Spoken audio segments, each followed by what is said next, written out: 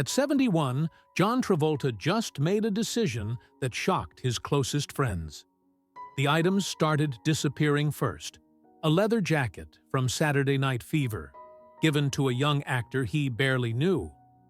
The white suit, not the museum piece, but one of the backup suits from 1977, sent anonymously to a dance instructor in Brooklyn. A pair of pilot wings Kelly had given him, handed to a stranger at an airport charity event. People who've known him for decades noticed something shifting in his eyes. Then came the video.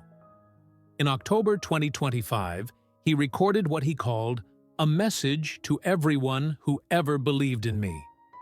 His voice cracked twice. He didn't explain why he was making it. He just said he wanted people to know that every dance, every role, every moment on screen had been for them. His daughter Ella begged him not to post it. His son Benjamin asked if something was wrong. Travolta smiled and said he was just feeling grateful. But the people closest to him saw something else. He'd been pulling away from projects, turning down roles that would have been easy paychecks, spending more time at his Florida home, alone, flying his planes to nowhere in particular. When Kelly Preston died in 2020, something broke inside him that never fully healed. When his son Jett died in 2009, a part of him went silent. When his mother Helen passed in 1978, he learned to keep moving through grief. But now, in 2025, the movement felt different. The death hoaxes didn't help. 3 times this year, social media exploded with claims that John Travolta had passed away. Each time he shut them down with a simple photo. Him standing next to one of his planes, or dancing in his living room, or smiling with Benjamin. But the rumors kept coming, like the universe was rehearsing for something. What John Travolta discovered about his own future, about the weight of 5 decades in Hollywood, about losing everyone you love while cameras keep rolling, will break your heart. Because this isn't a story about a man saying goodbye. This is a story about a man who never learned how to stop dancing, even when the music ended.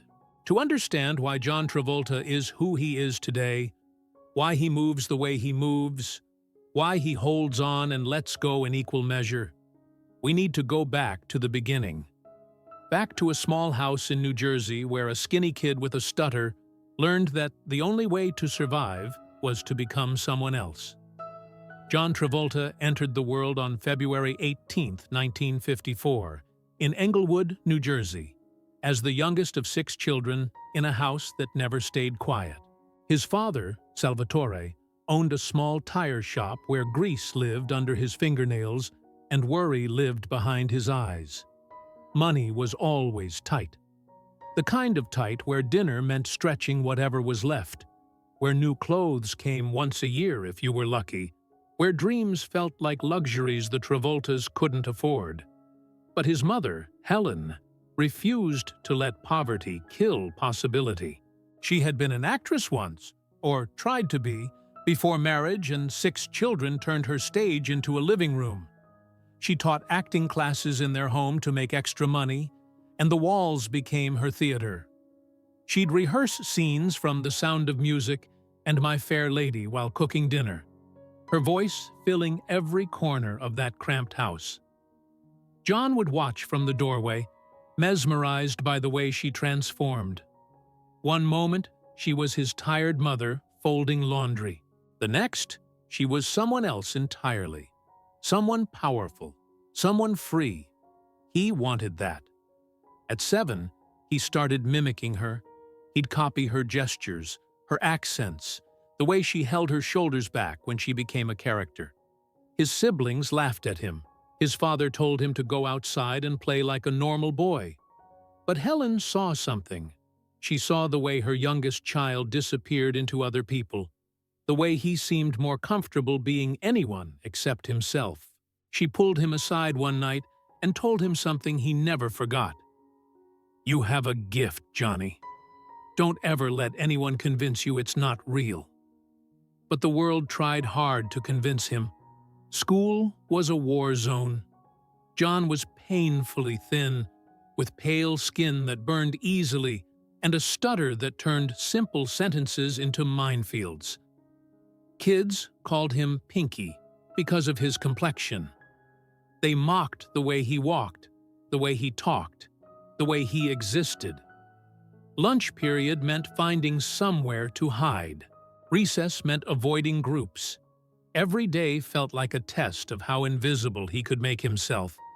The bullying carved something deep inside him, a hollow space where confidence should have lived. A voice that whispered he wasn't enough, would never be enough, should just disappear. So he did. Not literally, but he disappeared into characters. At home, he'd perform little skits for his siblings, impressions of teachers, neighbors, television characters. He'd make them laugh, and for those few minutes, he wasn't the kid everyone picked on. He was someone they wanted to watch. The transformation became his survival mechanism. If being John Travolta hurt too much, he'd just become someone else. His mother noticed the pain beneath the performances. She enrolled him in local theater productions, giving him a place where being different was an asset, not a target. The first time he stepped onto a real stage, something shifted. The lights made everything else disappear. The audience became faceless. And for the first time in his life, he felt safe. Then came the moment that changed everything. He was 12 years old when his mother directed a community theater production of Who Will Save the Plowboy. She cast him in a small role. Nothing major, just a few lines. But during rehearsals, something happened. John started adding little improvisations. A gesture here, a change in tone there, small accents that weren't in the script. Helen let him explore, curious where he'd go. On opening night, he walked onto that stage carrying every ounce of pain from every cruel word ever thrown at him. And then he let it all go. He became the character completely. He moved with confidence he didn't actually have. He spoke with a voice that didn't stutter. He made people laugh in all the right places, then made them quiet in others. When he finished his final line, the audience erupted. They didn't just clap, they stood. All of them. A full standing ovation for a 12-year-old boy in a community theater production in New Jersey. John froze on stage, stunned by the sound. He'd never heard applause like that. It wasn't polite. It was genuine. It was loud. It was for him. Backstage, actors twice his age shook his hand. His mother was crying. His father, who'd always seemed skeptical of this acting thing, had tears in his eyes too. That night, John Travolta understood exactly what his life was meant for. The years that followed were consumed by that hunger. He threw himself into every school play, every community production, every chance to step on a stage and become someone else. His stutter started fading. The bullying continued, but it hurt less because he had somewhere to put the pain. Theater became his church, his therapy, his escape. By 16, he'd made a decision that terrified his parents. He was dropping out of Dwight Morrow High School.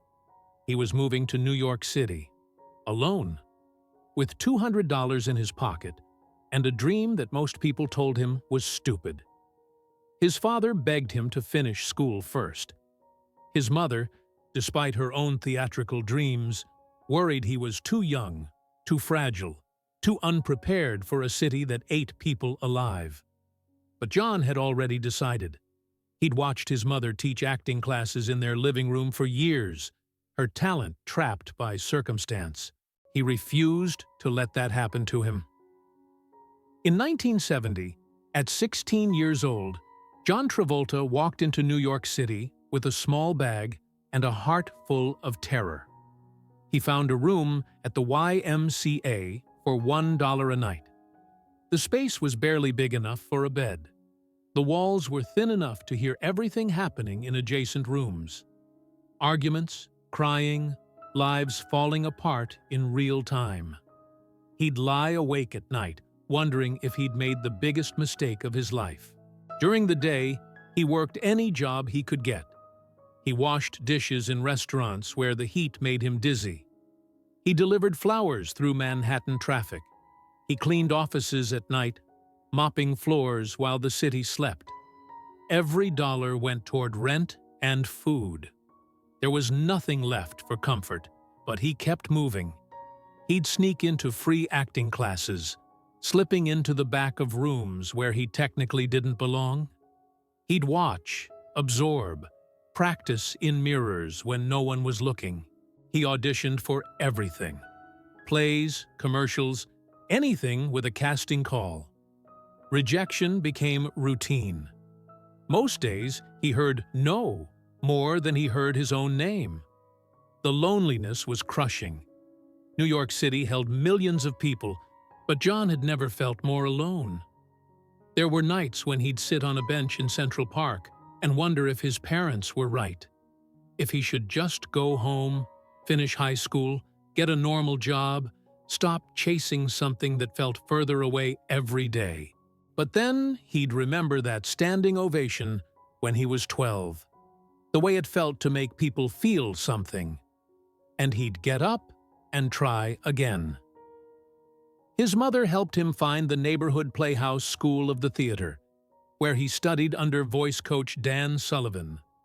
Sullivan was tough, unimpressed by dreams and passion. He cared about craft, discipline, control. He looked at John during their first session and said something brutal.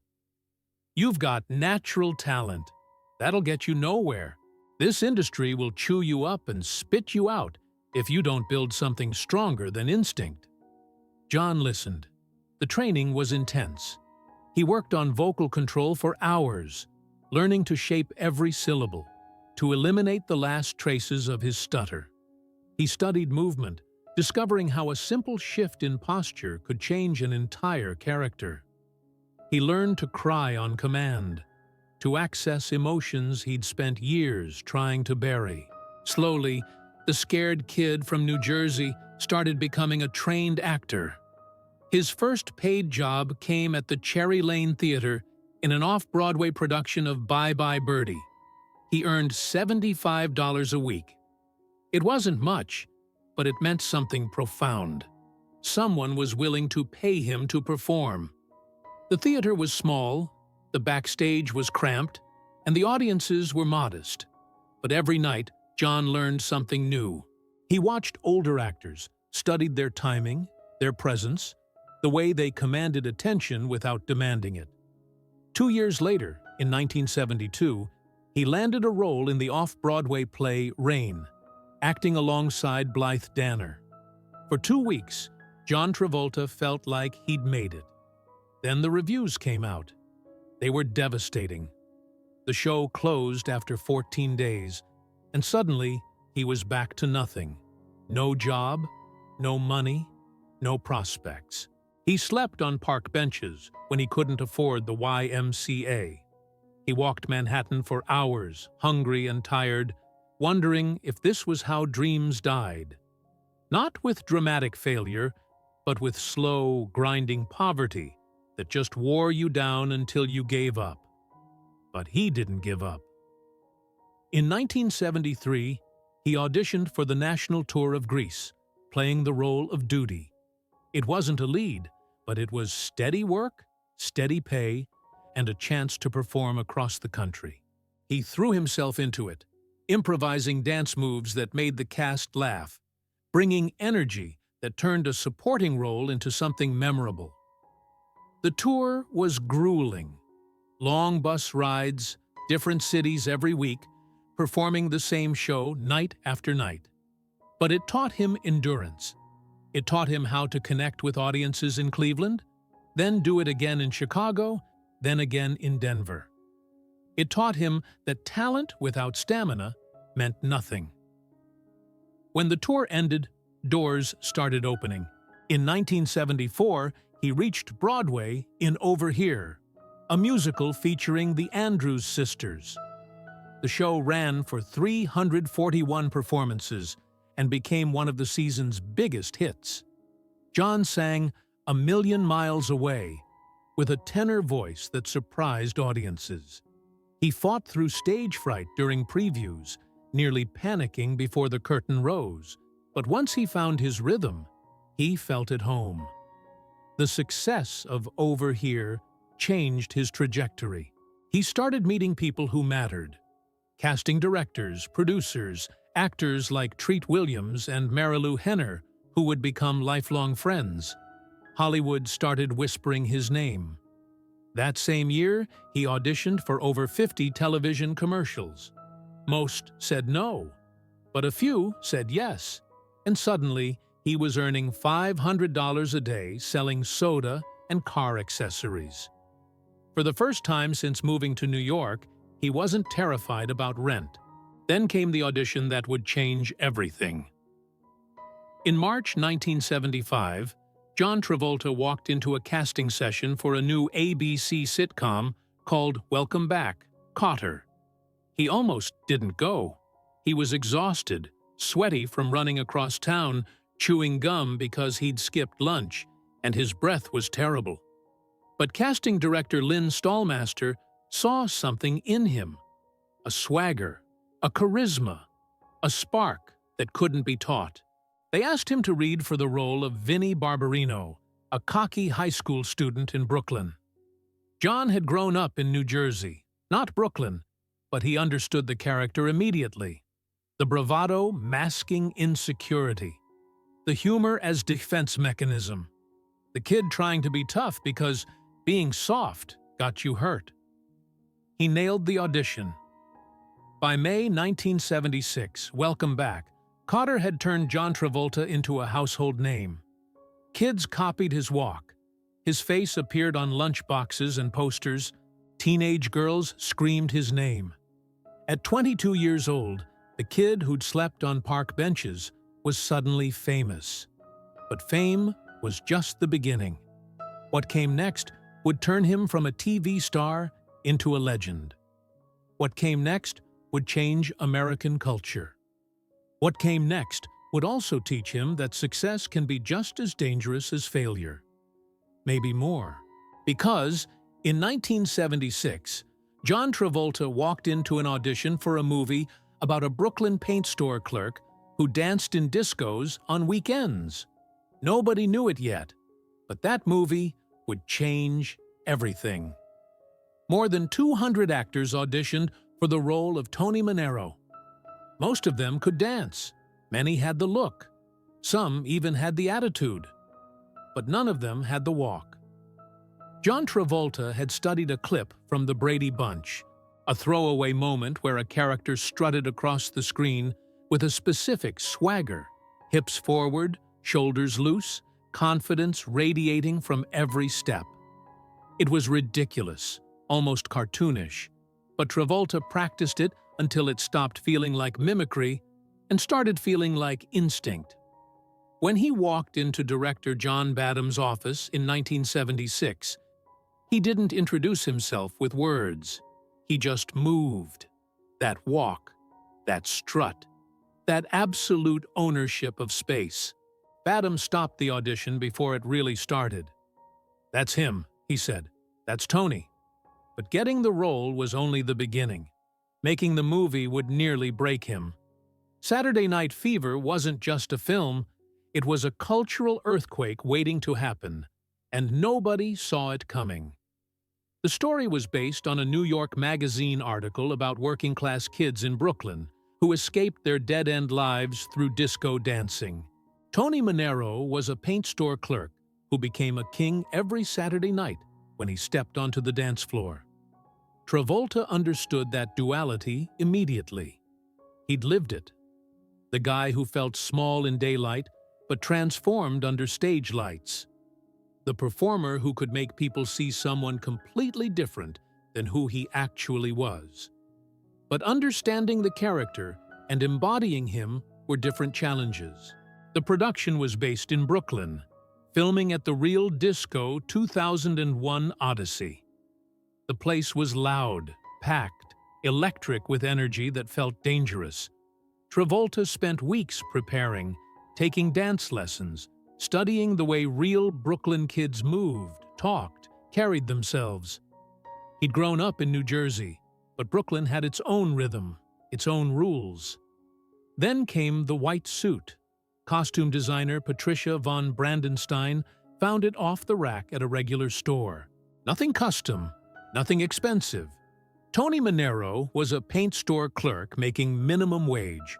He couldn't afford a designer suit, so they bought something cheap, something real, something a working-class kid might actually wear to feel special.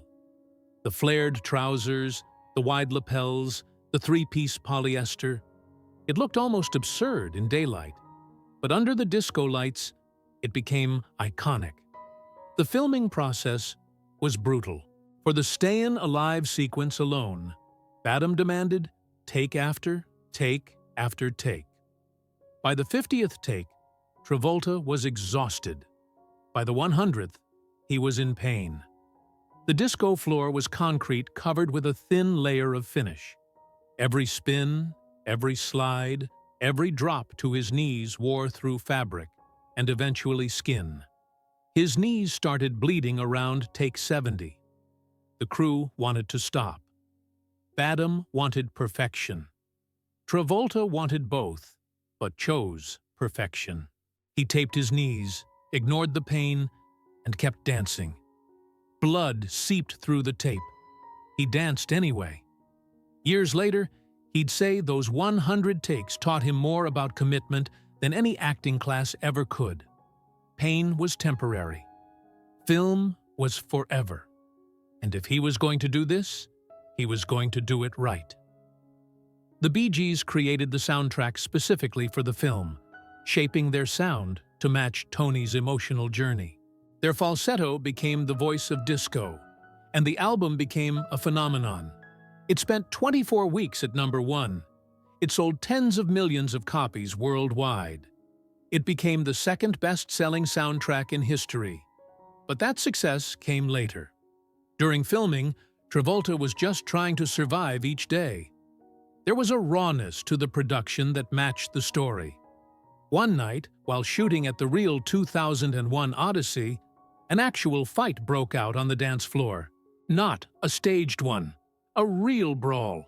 Fists flying, people screaming, chaos erupting while cameras rolled.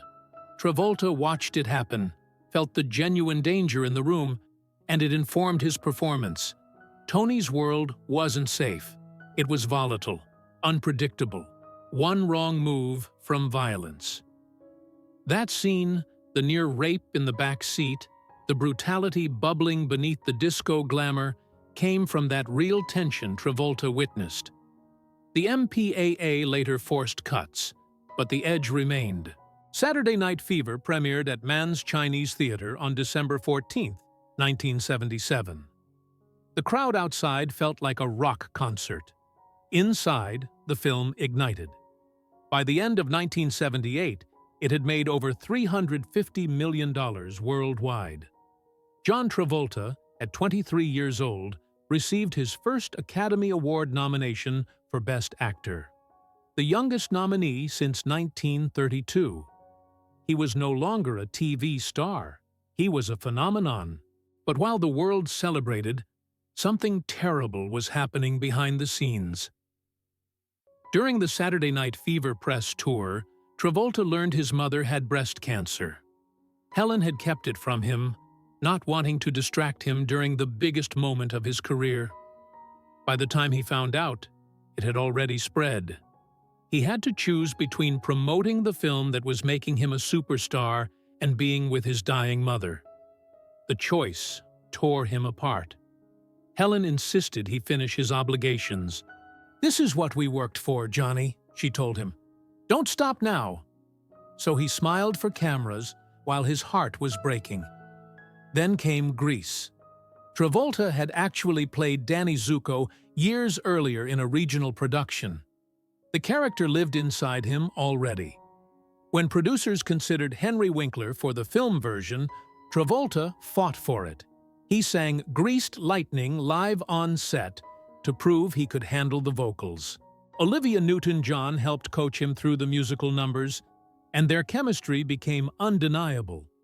Filming began in summer 1977 at Venice High School, transformed into Rydell High. The energy was completely different from Saturday Night Fever. That film had been dark, dangerous, heavy with consequences. Grease was bright, fun, nostalgic. But Travolta brought depth to Danny that the script didn't necessarily require. A vulnerability beneath the swagger, a fear of being seen as soft. He was drawing from real life. While filming the feel-good musical of the decade, his mother was dying. The hand jive scene at the school dance involved more than 500 extras playing students. The chaos was barely controlled. Travolta improvised several moves, feeding off the crowd's energy. During one take, he fell awkwardly and injured his hand. The pain was sharp, immediate. He kept dancing. The crew didn't realize he was hurt until after the director called cut. That injury forced him to adjust his movements for the rest of filming, but it also added a rawness to Danny's physicality. Nothing felt too polished, too perfect. It felt real. Grease opened in June 1978 and became a box office phenomenon. From a $6 million budget, it earned nearly $400 million worldwide. John Travolta was suddenly the highest-paid actor in Hollywood at 24 years old. His face was everywhere. His voice was on the radio constantly. 2 massive hits back-to-back. The world wanted everything from him. And then his mother died. Helen Travolta passed away in 1978, just as her youngest son was becoming the biggest star on the planet. The woman who had rehearsed the sound of music in their living room, who had seen something special in a stuttering kid, who had pushed him toward theater when the world pushed him toward nothing. She was gone. The grief nearly destroyed him. He didn't talk about it publicly at first. He finished the Grease press tour with a smile that felt like a mask. He attended premieres and interviews and photo shoots while a hole widened inside him. Years later, he'd admit that some of Danny Zuko's vulnerability came from that loss.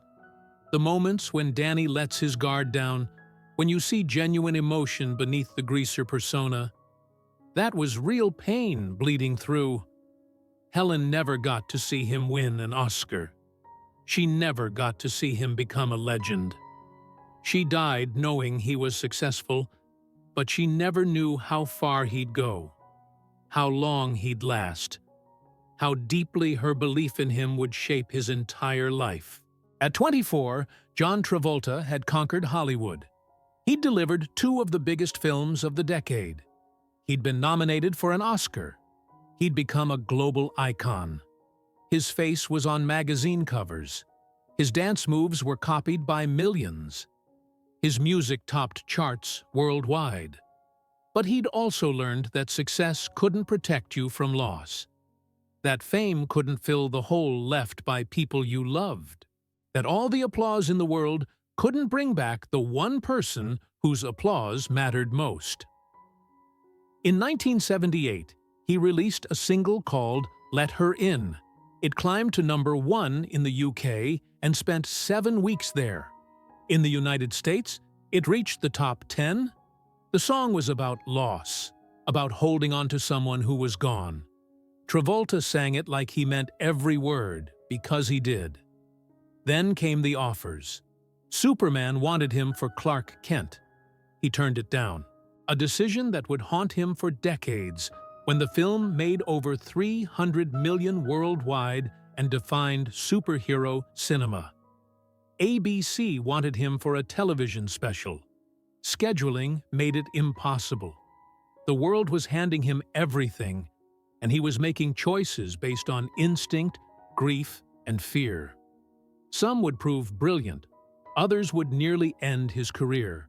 because what goes up doesn't always come down gracefully. Sometimes it crashes, and John Travolta was about to learn that Hollywood loves building stars almost as much as it loves watching them fall. The choices he made in the next few years, the roles he accepted, the ones he rejected, the ego that started replacing humility, would send him from the top of the world into a darkness he never saw coming. Success is a strange kind of poison. It doesn't kill you immediately. It just convinces you that you're invincible, that the rules don't apply anymore, that every instinct you have must be right, because look at everything you've already accomplished. John Travolta, at 24, believed he could do no wrong. The phone calls came constantly in 1978. Every major studio wanted him. Every director wanted to work with him. Offers piled up on his agent's desk. Huge paydays, guaranteed hits, franchise opportunities that would set him up for life. And he started saying no. Not for artistic reasons always. Sometimes for ego. Sometimes for fear. Sometimes because he genuinely believed he was protecting his image, his brand, his future. But the pattern that emerged would haunt him for the rest of his life. The first major rejection came in 1978. Superman wanted him for Clark Kent and Superman. The script was strong. The budget was massive. Director Richard Donner had a vision that would redefine superhero films. But Travolta read it and hesitated. He worried about being trapped in a costume, about being seen as a comic book character instead of a serious actor. He'd just been nominated for an Oscar. Superman felt like a step backward. Christopher Reeve took the role instead. The film made over $300 million worldwide and launched a franchise that's still going. Reeve became synonymous with the character, beloved by generations. Travolta watched it happen and realized he'd made a terrible mistake.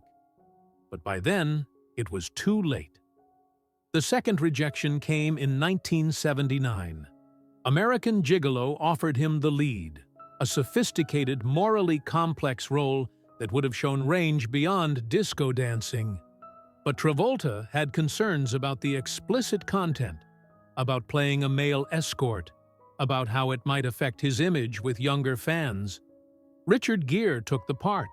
The film became a critical success and transformed Gere into a leading man. The role was everything Travolta feared it would be. Controversial, sexual, risky, it was also everything he needed. Proof that he could evolve beyond Tony Manero and Danny Zuko. Instead, he chose safety. Urban Cowboy arrived in 1980, and Travolta threw himself into it. He spent months learning to ride mechanical bulls, trying to capture the Texas honky-tonk culture authentically. During rehearsals, he was thrown so violently that he lost feeling in his legs for several terrifying seconds. The crew panicked.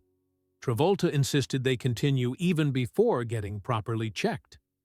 The injury turned out to be a fractured ankle. Production had to delay while he recovered. When filming resumed, he pushed through pain to finish the movie. That dedication showed on screen. There's a grittiness to Bud Davis that comes from real physical suffering. But the film underperformed. Critics were lukewarm. Audiences didn't respond the way they had to Fever or Grease. The magic formula wasn't working anymore. Then came Blowout in 1981, directed by Brian De Palma. This was supposed to be Travolta's artistic redemption, a paranoid thriller with depth, a role that required subtlety and skill. There's a moment in the film where De Palma needed a specific scream, something raw and genuine. Nothing was working in rehearsal. Travolta, drawing from his improvisational background, created a sound that came from somewhere deep and broken inside him. De Palma kept the take. It became one of the film's most memorable moments. Critics praised Travolta's performance, but nobody went to see it. The box office was dismal. 2 films in a row that failed to connect with audiences. Hollywood started whispering. Maybe Travolta was a fluke. Maybe disco was dead, and he died with it. Maybe the magic was gone. In 1983, Travolta made another choice that seemed smart at the time. Staying Alive, the sequel to Saturday Night Fever, brought back Tony Manero. Sylvester Stallone directed it. The budget was massive. It felt like a guaranteed hit. Travolta also served as executive producer, which meant more control, but also more responsibility. Behind the scenes, he and Stallone clashed repeatedly over creative decisions. Stallone wanted spectacle. Travolta wanted authenticity. The tension slowed production and created an awkward final product that satisfied neither vision. The film made money. Over $120 million worldwide. But critics destroyed it. They called it soulless, a cash grab, a betrayal of everything that made the original special. Audiences felt the same way. The magic of Saturday Night Fever couldn't be recreated, and trying to do so only highlighted what was missing. For the first time, Travolta started hearing the word "has been." Perfect arrived in 1985, and everything fell apart. He played a Rolling Stone reporter investigating health clubs. During production, he was simultaneously fighting a real legal battle with Paramount over unpaid residuals from Grease. The movie had earned hundreds of millions. Travolta had been promised a percentage. But the accounting was murky, the payments were slow, and he felt cheated. The lawsuit settled quietly, but it left him bitter. And somehow, that bitterness bled into the film. His performance felt disconnected, distracted. The movie collapsed at the box office. Barely $12 million against a $20 million budget. Critics were brutal. Audiences stayed away. And suddenly, John Travolta wasn't a star anymore. He was a cautionary tale. The offers stopped coming. The phone stopped ringing. Roles that would have been his automatically went to younger actors. People who hadn't turned down Superman or Top Gun or American Gigolo. Hollywood has a short memory for success and a long memory for rejection. By 1989, Travolta hadn't had a hit in nearly a decade. He was 35 years old and washed up. But that same year, 2 things happened that changed everything. First, he took a role in Look Who's Talking, a lightweight comedy where Bruce Willis voiced the thoughts of a baby. It wasn't prestigious. It wasn't serious. It was beneath what Travolta thought he deserved. But he needed work, and nobody else was offering anything better. The film surprised everyone by earning nearly $300 million worldwide. It wasn't Saturday Night Fever, but it reminded people that Travolta had charm, that audiences still liked him when he wasn't trying too hard. More importantly, it saved his career at the exact moment it was about to end. Second, he met Kelly Preston. They'd crossed paths in 1987 on the set of a film that never got properly released. But things deepened in 1989 when they both became more involved with Scientology. That shared belief system connected them during Travolta's darkest professional period. Kelly saw something in him that Hollywood had stopped seeing.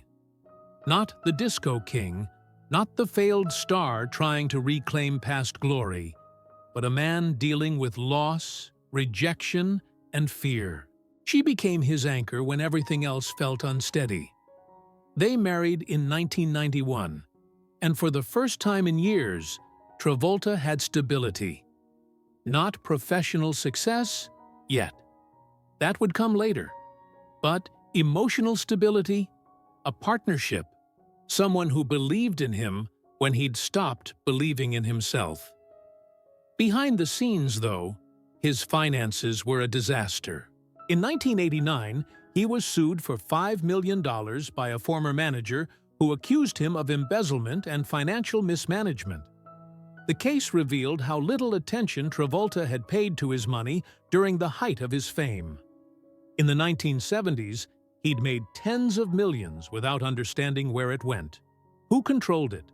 What decisions were being made on his behalf? Advisors and managers had made choices he barely questioned. By the time the lawsuit settled out of court, Travolta realized how much had slipped through his fingers. It was a brutal education in the business side of show business, but it was also a turning point. He started taking control of his finances, his career choices, his life. He stopped letting fear and ego drive decisions. He stopped trying to be what he used to be and started figuring out what he could become next. Looking back, one more rejection still stung worse than all the others combined. In 1986, he was offered the lead role in Top Gun. The script was strong, the concept was fresh, but Travolta had a problem. He was terrified of heights, which clashed ironically with his love of piloting planes. The idea of being strapped into a fighter jet cockpit for filming made him anxious. So, he turned it down. Tom Cruise took the part. The film made over $350 million and turned Cruise into the biggest action star on the planet. Travolta watched Top Gun become a cultural phenomenon and knew he'd made another catastrophic mistake. Superman, American Gigolo, Top Gun. 3 franchises, 3 megastars, 3 roles that should have been his.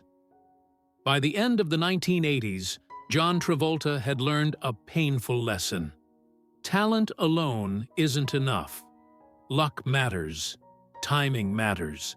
And sometimes, saying yes to something that scares you is better than saying no to protect an image that's already fading. The decade had humbled him. It had broken him financially and professionally. It had taught him that Hollywood doesn't owe you anything, that past success guarantees nothing, that fame is the most temporary thing in the world. But it had also given him Kelly. It had given him perspective. It had stripped away the ego that had poisoned his judgment and left him raw enough to rebuild, because the fall wasn't over yet. There was still further to go, but there was also something unexpected waiting just ahead. A resurrection nobody saw coming, a role that would prove John Travolta wasn't finished, and a director who believed in second chances. The phone call came in 1993 from a director most people had never heard of. Quentin Tarantino had made one film, Reservoir Dogs, that critics loved and mainstream audiences mostly ignored. He was young, cocky, and absolutely convinced that John Travolta was perfect for his next project. The role was Vincent Vega, a heroin-addicted hitman in a non-linear crime story called Pulp Fiction. Most established actors wouldn't touch it. The script was violent, profane, morally ambiguous. There was no clear hero. The structure was intentionally disjointed. It was weird, risky, and completely uncommercial. Travolta's agent advised him to pass. His friends questioned whether this was the right move. He'd just started climbing back from obscurity with Look Who's Talking. Taking a role this dark, this strange, could bury him again. But something about Vincent Vega spoke to him. The character was lost, floating through life without direction, clinging to outdated codes in a world that had moved on. Travolta understood that feeling intimately. He said yes.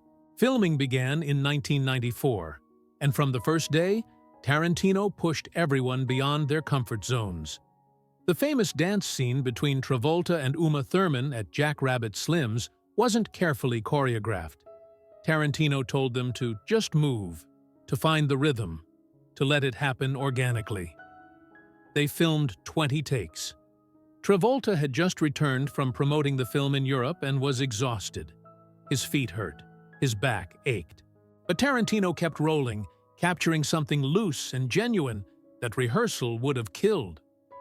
Then came the scene that nobody talks about enough: the accidental shooting of Marvin in the back seat of the car.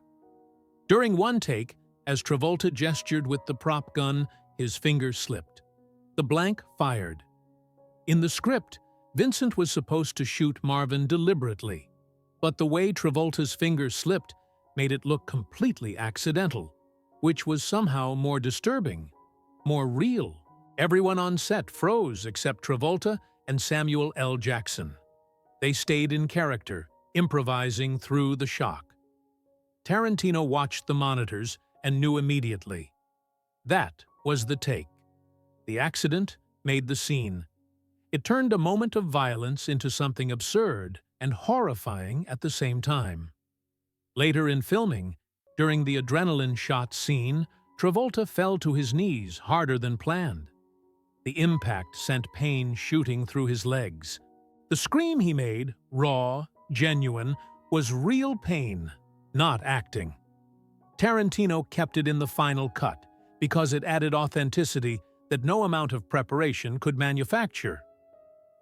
Pulp Fiction premiered at the Cannes Film Festival in May 1994 and changed everything overnight. The film won the Palme d'Or. Critics called it revolutionary. Audiences couldn't stop talking about it. And suddenly, John Travolta was being discussed for an Academy Award again. 12 years after Saturday Night Fever. The movie made over $200 million worldwide from an $8 million budget. But more importantly, it reminded Hollywood that Travolta was a serious actor, not just a nostalgia act. Tarantino had seen something others had missed: the danger beneath the charm, the darkness behind the smile. At the 1995 Oscars, Travolta lost Best Actor to Tom Hanks for Forrest Gump. But he didn't care.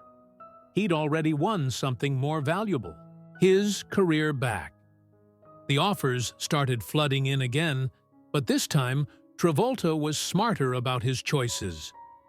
In 1995, he took the lead in Get Shorty, playing Chili Palmer, a loan shark who wanders into Hollywood and discovers he understands the movie business better than the people running it. Travolta brought everything he'd learned about Hollywood: the ego, the absurdity, the way talent and luck and timing all collide, into Chili Palmer. He improvised constantly, forcing director Barry Sonnenfeld to rewrite scenes around him. The confidence was back, but it was different now.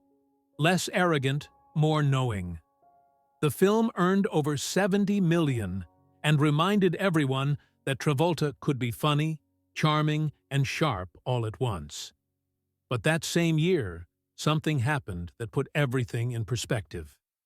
In October 1995, Travolta was flying his personal Gulfstream II turbojet from Fort Lauderdale to Maine. He'd been piloting for years. It was one of his greatest passions, something that made him feel free in a way that even performing didn't. Somewhere over the Atlantic coastline, the navigation system failed without warning. Visibility dropped to almost nothing. Radio communication started cutting in and out. Travolta and his co-pilot were flying nearly blind through cloud cover with no instruments to guide them. Air traffic controllers on the ground scrambled to help. They diverted a commercial Boeing 727 to fly near Travolta's jet, using it as a visual guide through the clouds. The two planes came dangerously close. So close that passengers on the commercial flight later reported seeing Travolta's jet appear and disappear in the fog. Travolta had to make a high-speed emergency landing with minimal visibility and failing systems. The descent was terrifying. Every second felt like it might be his last. He thought about his mother. He thought about Kelly. He thought about everything he'd survived just to die in a plane crash at 41. But he landed. Safely. Barely. He rarely spoke about the incident publicly, but it stayed with him. A year later, when he made Phenomenon, a film about a man who gains strange abilities after seeing a mysterious light, he channeled some of that fear, that brush with mortality, into the performance. Then came Face Off in 1997, one of the most physically demanding roles of his career. The premise required him and Nicolas Cage to essentially swap characters midway through the film, which meant intensive prosthetic work to make them look like each other. The makeup sessions took 8 hours every day. Artists punched individual hairs by hand into prosthetic faces. They built moving skull pieces with tiny motors so expressions would look natural. Travolta spent so much time in makeup that he and Cage sometimes didn't recognize each other between takes. The physical toll was brutal. Both actors developed skin irritations from the adhesives. Medical staff had to be on set constantly to treat reactions. Travolta's face would be red and swollen at the end of each day, requiring ice and medication just to reduce the inflammation. But he stayed committed. He studied Cage's mannerisms obsessively so he could mirror them. Cage did the same with him. The result was unsettling. Watching Travolta move and speak like Cage, watching Cage inhabit Travolta's physicality. The film made over $240 million worldwide and became one of the action highlights of the 1990s. During this period of professional resurrection, Travolta's personal life was also transforming. In 1992, Kelly gave birth to their son, Jett. The moment Travolta held him, everything shifted. Fame mattered less. Awards mattered less. Being a father became the role that defined him more than anything he'd ever done on screen. Jett was different from other children. Quieter, more sensitive, struggling with challenges his parents didn't fully understand at first, but Travolta loved him with a fierceness that surprised even Kelly. He started turning down projects to spend more time at home. He stopped chasing every opportunity. In 1997, he was offered a cameo in Titanic. James Cameron wanted him for a small but memorable role in what everyone knew would be a massive production. The paycheck was substantial. The exposure would have been enormous. But Kelly told him she was pregnant again, with their daughter, Ella. And Travolta made a choice that few people knew about at the time. He turned down Titanic to be present for the pregnancy, to be with Jett, to prioritize family over fame. Titanic became the highest-grossing film of all time. Travolta watched it dominate the box office and didn't regret his decision for a second. He'd already learned what happened when you chose career over everything else. This time, he was choosing differently. But in 2000, he made a choice that would become one of Hollywood's most infamous disasters. Battlefield Earth was based on a science fiction novel by L. Ron Hubbard, the founder of Scientology. Travolta had been passionate about the book for years, believing it could launch a massive franchise. When no studio would finance it properly, he put $20 million of his own money into the production. The total budget reached $73 million. Travolta played Turl, an alien villain with dreadlocks and platform shoes. The vision was ambitious, a sprawling sci-fi epic that would rival Star Wars. Instead, it became a catastrophe. The film earned only $29 million worldwide. Critics tore it apart, calling it one of the worst films ever made. Travolta won the Razzie Award for Worst Actor. The failure was so complete, so public, that people questioned his judgment, his taste, even whether his involvement with Scientology had clouded his artistic decisions. The financial loss was devastating. The professional embarrassment was worse. For the second time in his career, Travolta had climbed back to the top only to make a choice that sent him tumbling down again. But this time was different. He was older.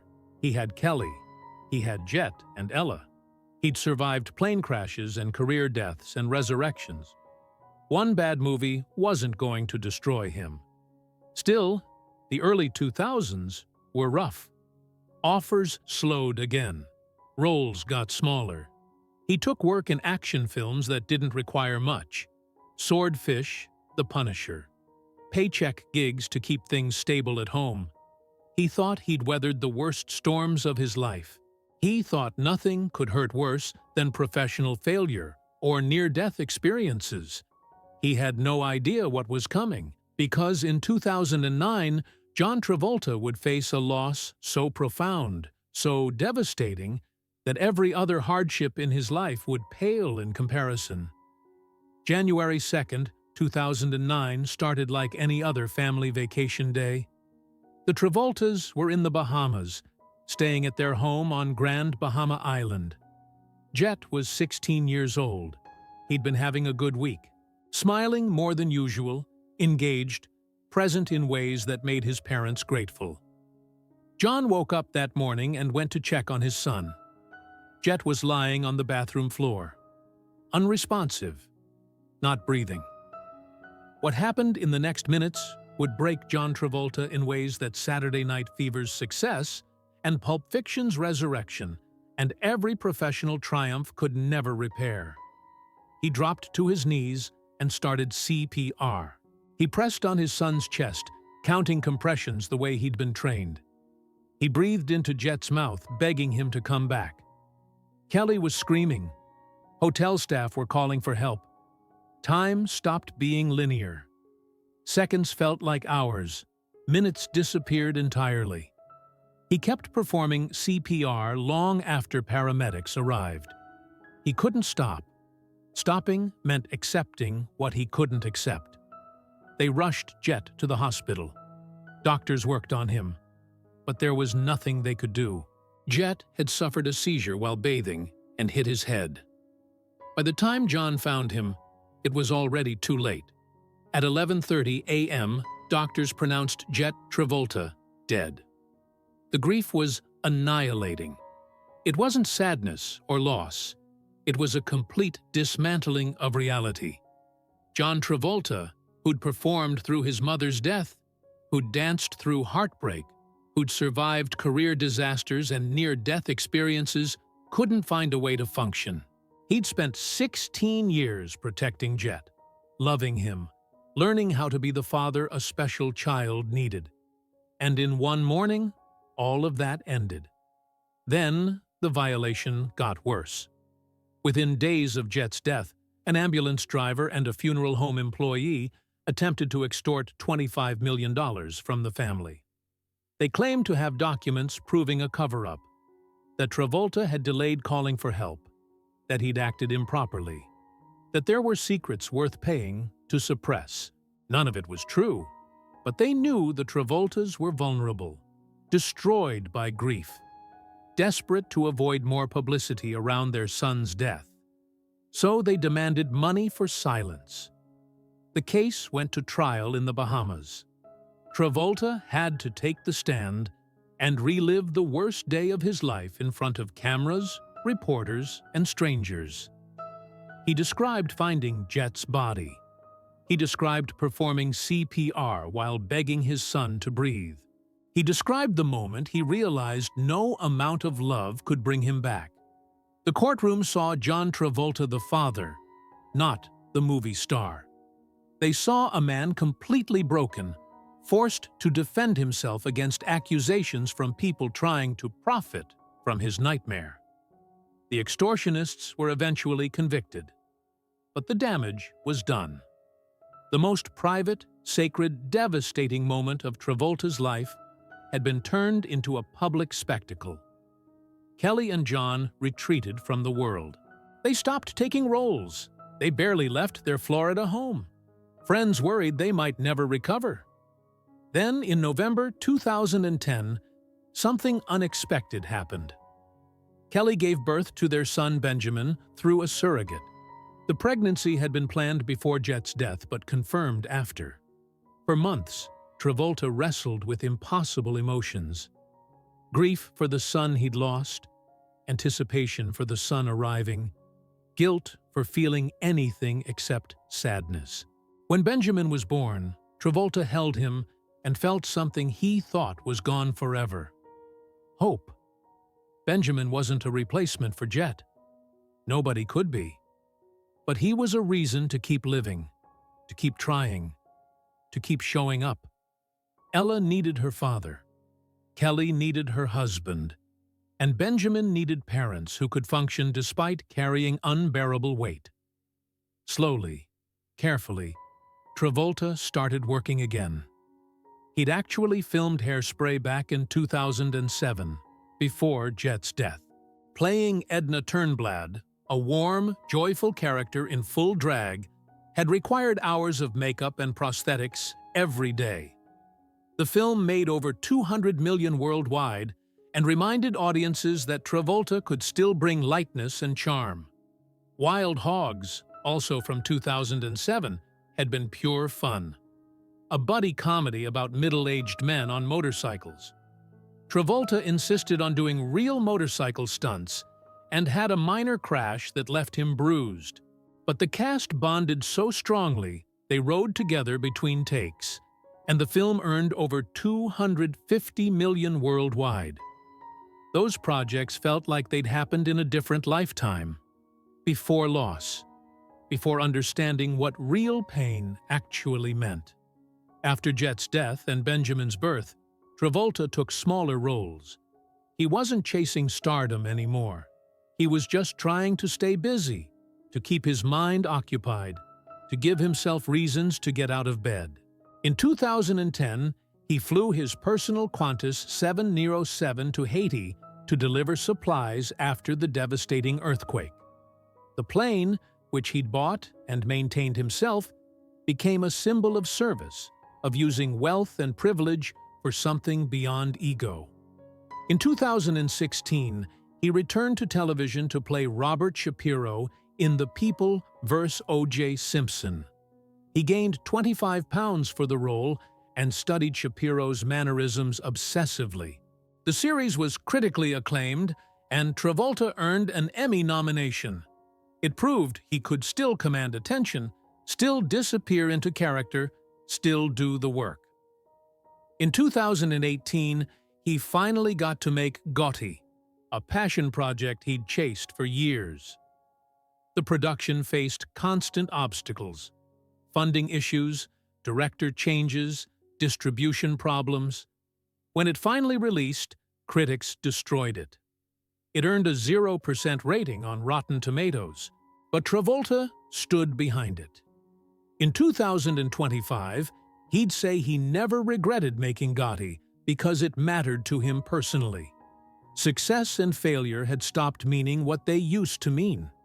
Making something that felt important was enough, because while all of this was happening, the work, the service, the small resurrections, something else was unfolding that he didn't talk about publicly.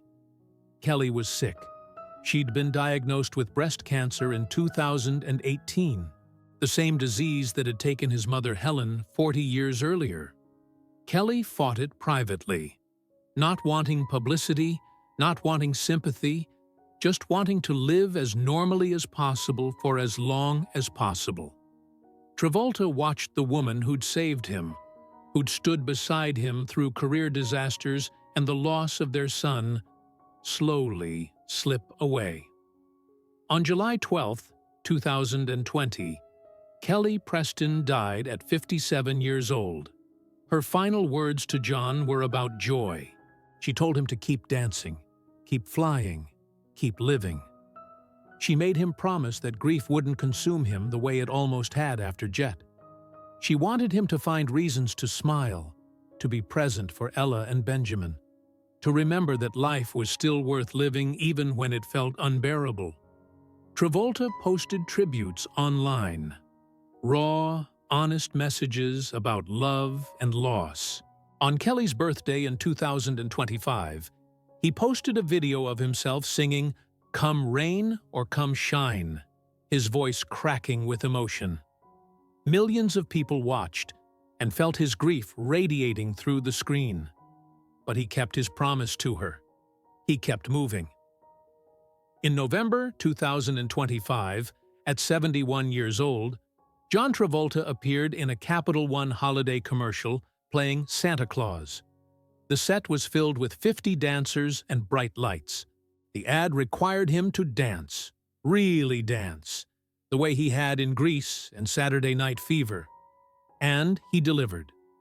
The commercial premiered during the Macy's Thanksgiving Day Parade on November 27, 2025. Fans celebrated it as proof that Travolta still had the spark, still had the magic, still had the ability to light up a screen. That same year, death hoaxes circulated claiming he'd passed away. 3 separate times, social media exploded with false reports. Each time, Travolta shut them down with simple photos. Standing next to his Boeing 707, or dancing in his living room, or smiling with Benjamin. He didn't get angry. He didn't issue statements. He just kept showing up, kept proving he was still here, still breathing, still dancing. Because that's what John Travolta learned across 71 years and 5 decades in Hollywood. You keep dancing even when the music stops. You keep moving even when your legs feel like they can't support you. You keep showing up even when staying in bed feels easier. He lost his mother before she could see him become a legend. He lost his son before he could see him become a man. He lost his wife before they could grow old together. He's been written off, resurrected, destroyed, rebuilt, celebrated, forgotten, and rediscovered more times than most people could survive. But he's still here, still flying his planes on charity missions, still mentoring young actors, still taking roles that interest him regardless of whether they'll be hits, still being a father to Ella and Benjamin, still honoring Kelly's final request to find joy. In 2025, when people asked why he was giving away personal items, the leather jacket, the white suit backup, the pilot wings, he explained it simply. These things matter more to people who still have their whole lives ahead of them. I've already lived mine. But that wasn't goodbye. It wasn't surrender. It was just a man who'd learned that holding on too tightly to the past prevents you from fully living in the present. The death hoaxes weren't entirely wrong. Parts of John Travolta have died over the years. The young disco king, the invincible movie star, the man who thought success could protect him from pain, the father who believed love could keep his child safe, the husband who thought they'd have more time. Those versions of John Travolta are gone. What remains is something harder to define, but maybe more valuable. A man who knows that survival isn't about avoiding grief, it's about learning to carry it. That resilience isn't about bouncing back, it's about moving forward even when you're still broken. That the final dance isn't the most graceful or the most celebrated. It's just the one you keep dancing when everyone else has left the floor. At 71, John Travolta is still dancing. Not because he's trying to reclaim past glory, not because he's running from pain, but because Kelly asked him to, because Jett would have wanted him to, because Helen believed in him when nobody else did, because the only thing more powerful than grief is the choice to keep living despite it. And as long as John Travolta can move, he will.